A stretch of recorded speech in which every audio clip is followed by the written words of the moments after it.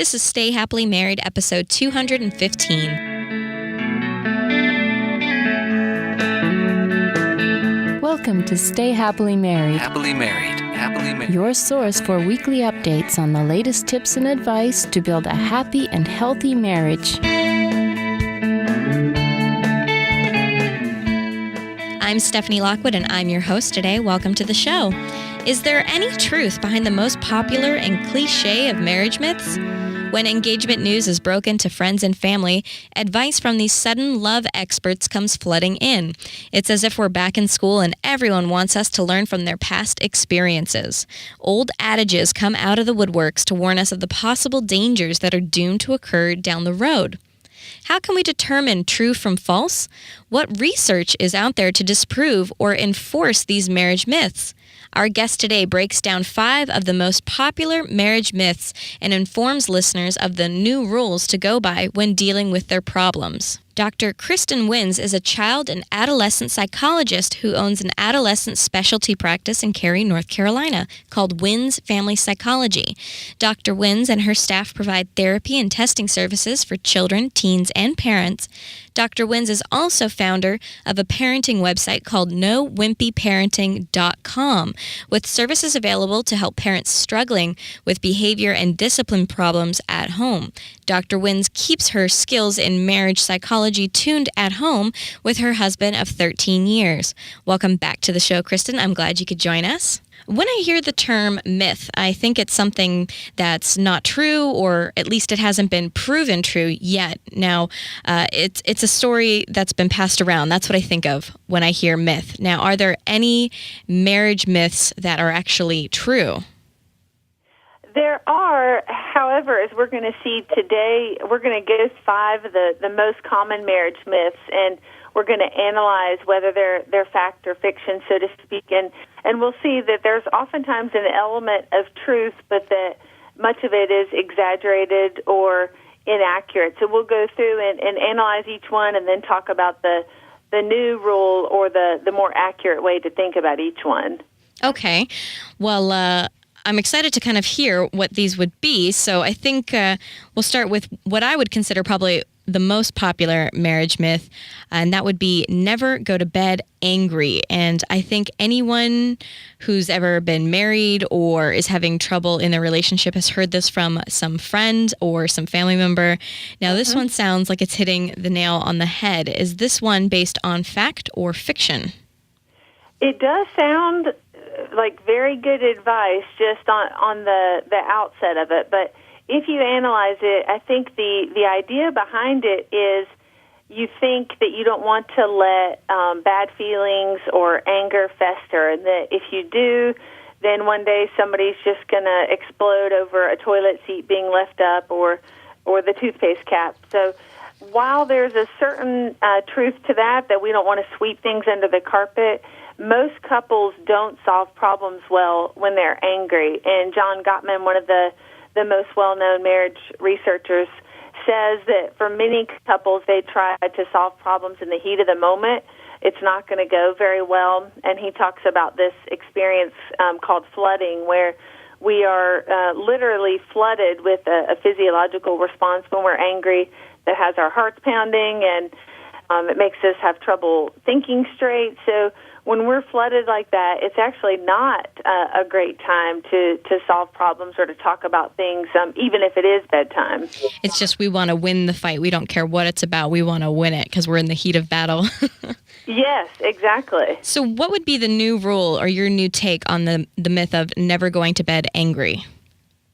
Right. So the new rule is that it is okay to sleep on it. You know, that's other advice that our grandparents probably would have given us, that sometimes you just need to sleep on it. And in the morning, when you're well rested and you've had time to sort of let your brain process things as you sleep, you're going to be much more energetic and adept at solving problems. So sometimes to just put it aside for the night and say, hey, we're both upset, we're both tired, let's regroup tomorrow after work, or regroup on the weekend when we have our couples meetings, then you're going to be a lot more set up for success. And again, Gottman is a big fan of forcing yourself to have a kiss goodnight, even if you're mad. And sometimes that's hard to do if you're still upset. But he says to aim for 6 seconds, which might seem like a long time if you're mad at your spouse. But I do think his advice to sometimes say, hey, let's just kiss, go to bed. In the morning it'll look better, or to set aside a weekly check-in to have a state of our union, so to speak, meeting to talk about the marriage and talk about problems then your couples are going to be excited to see oftentimes how much better they can communicate and solve the issue. It is funny when you think about all these cliches that get passed down to us. We do hear the never go to bed angry, but I know growing up, anytime I had any problem or I was ever mad at anyone, you always have a parent standing next to you saying, calm down, don't worry about it, just sleep on it. Right. So we're getting negating advice here. It is, but when it comes to marriage, to err on the side of sleeping on it is oftentimes the way to go, for sure. And what if you end up having actually a very combative spouse who thinks maybe you're trying to be dismissive of an issue because you want to go to sleep and you want to take that time to rest and think about the issue? That's when it's really important for couples to set aside a time to pick it back up again. So one spouse doesn't feel like you're just avoiding the issue. So it's really important to say, hey, let's regroup and talk about this at X day and time. And that way it gives the one spouse hope that you're not brushing the problem under the carpet, that you're simply putting it aside for the moment until you're better equipped to tackle it.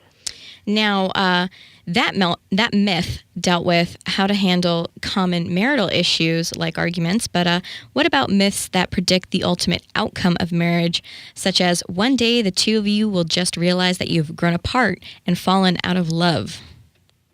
Yes, that's a very common one, especially these days where we have the 2-month marriages that fall apart with celebrities, or even, people that we know say, well, we just kind of lost that in-love feeling and realized we were different people and realized we couldn't stay together. So that myth is really not accurate, because research shows that many of the happiest couples don't have a lot in common, and they might have very different personalities, and that's why all the studies on couples who get together through matchmaking sites where they try to match people up with similar interests and personalities, those couples typically don't have any higher chances of staying together than, a couple who met the old-fashioned way. So that myth is somewhat distorted, because the idea behind it that change means the demise of the marriage, or that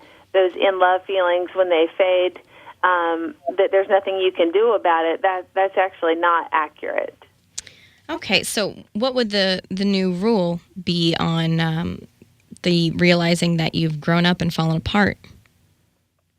So the new rule would be for couples to recognize that while feelings are important, that a marriage, a long-term marriage, isn't just running on feelings. It's working because both spouses are working very hard at it. So, all couples are going to have times of feeling like they're in love and like they want to scratch each other's eyes out. and those couples, all couples have to realize that that's a natural course of marriage, and that they know that they've got to sort of wade through the bad times and wait for the good feelings to come back, because they always do, even if they're not the same as when you first fell in love. And successful couples have worked through hundreds of disagreements, problems, parenting problems, financial problems, maybe even significant issues like an affair or a major issue with abuse, for example, or verbal abuse. So those couples survive because they know that they're a team and that they're going to come together no matter what and do the hard work, even when those feelings aren't there to make you feel like you're in love and lovey-dovey. Right. So if we move on to marriage myth here, number 3, it's a more positive marriage myth. What about love conquers all? Yes, this is a very common myth that we hear, and it's somewhat similar to myth number 2, where there's this idea out there, and if you watch the Bachelorette or Bachelor, I'm not saying that I do, but I might, then you actually hear this philosophy a lot, that there's a lot of talk about, well, if we just love each other and we can just find the one, then we're just going to be together no matter what, and that'll carry us through. And while that's very romantic and ideal, that's not exactly the way successful marriages work. So if a couple has love, that is a great foundation and a necessary foundation for a happy relationship. But love alone does not conquer all of the problems that come up in a marriage. There's much more that goes into it, and if you analyze couples who divorce and who stay together, oftentimes they're both still having the love there, but the difference between the couples is the one couple have said they're going to do the work to make their relationship successful, and the other couple still has that love feeling, but they're sort of giving over to the problems and not willing to go that extra mile. Right. It seems very hopeful that love could conquer all, but it doesn't seem to fit into the realistic expectations of everything that couples do have to go through today. So what would your new rule on love conquers all be? A good new rule and a new spin is, in addition to the hard work we're talking about, it's really important for couples to have shared and individual life goals. So sometimes when you've been married for a while, you lose sight of your marital vision, so to speak, or your mission statement even. So sometimes you forget, hey, what is it we're working towards? What are our goals for ourselves in 10 years, for our family, for our kids? So it's really important to have that underlying united front when it comes to your goals as a couple. And it's also really important for each individual to still have his or her life goals, because there's all kinds of studies to talk about one of the most important things people need is a sense of meaning and direction in their lives, and that goes for marriage too. So each individual needs to have their own personal goals and sense of fulfillment, and that they bring that into the marriage, and then when they're together, they have their satisfaction and their meaning in life individually, and then their shared goals, and that kind of bond is very powerful, and oftentimes it can be as powerful as the love feeling that we've been talking about. So far it seems that we're able to turn the more negative sounding myths into something that's a more positive fact, and vice versa for things that we thought were positive. And so I guess to be realistic, it's what people really need to make their marriages work and to make them stronger. So what would you say about the myth of you hurt the ones you love most? Is this the truth? Wouldn't we want to really spare the people that are in our lives and that we love any kind of pain? You would think so, but unfortunately this myth is often true. This one is oftentimes fact, and it is unfortunate, but we often treat our spouses much more rudely and disrespectfully than we do our coworkers or our friends or even strangers in the checkout line. It seems that we often feel safe and comfortable with our spouse, and that can translate to bad behavior. If we come home and we see each other and we are tired and frustrated, then we might use a harsh tone or interrupt our spouse or call them names or get mad and hang up the phone, and we might behave in ways that we would never do again. We would be embarrassed to treat a coworker or a friend at work that way, or somebody in the grocery store, but unfortunately it becomes almost normal and accepted to have that behavior with our spouses. And of course we all know that can become even more extreme, where spouses can really be inappropriate and use abusive language or be emotionally abusive, and that's, of course, even more concerning when the hurt is translated to that level. Yes. It's we tend to take them for granted once they're in our lives, and we don't feel the need to be as formal or as conscious of what we're actually saying or asking of them. So, what would you have the new rule be for this myth of you hurt the ones you love the most? This one is easier said than done. It really is a matter of having the goal for yourself that you're going to treat your spouse better than anyone else in your life, that he or she is the most important person, besides your kids, if you have kids, and that your goal should be to save your very best you for your spouse. So even if you've had a long day, even if the kids are driving you crazy, even if you're stressed out, that the goal would be to look at your spouse with fresh eyes each time you see him or her, to force yourself and make yourself use a kind and loving tone, to be patient, to hug and kiss them even if you don't feel like it, have some positive chit-chat time before you launch into the to-do list or all the problems of the day, and just imagining that your spouse is trying to look at them through the lens of, hey, pretend like this is a new friend that I really want to connect with, or somebody, pretend like we're dating and I really want to impress him with how lovely my personality is. If you really look at your spouse that way and have a conscious effort to do that can go a long way. Okay, so now we're down to a very important myth, and it's our last one here. One I think that can probably make or break a relationship, and you'll have to let me know if this is actually true. What about the myth for forgive and forget?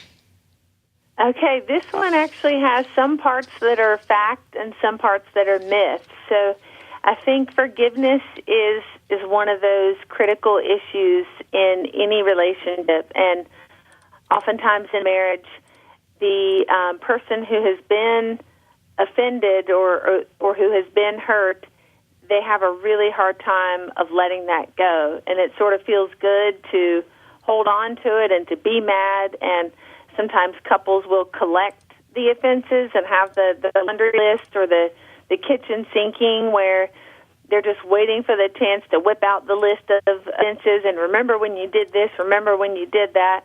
And oftentimes that inability or unwillingness to forget does cause problems. So that part is true, that we do need to forget the small offenses, but the part that's not exactly accurate is it's unrealistic to think that you're going to forget all of the major fights you've had, or if there are really serious things that happen in the marriage, it's unrealistic to think about forgetting those. But as we'll talk about in a minute with the new rule, then the goal would be to find a way to move on and to not get stuck on the offenses and let those trip you up time and time again. Right. So there's the fine line between letting the little things go or the things that don't need to be drug out and becoming a road that people can just stomp all over. So what would you say is the new rule for this myth? Yes, so the new rule would be that certainly with the little things that happen with our spouses, we have to let those go. And as much as possible, we need to just flush them from our memory banks as much as possible.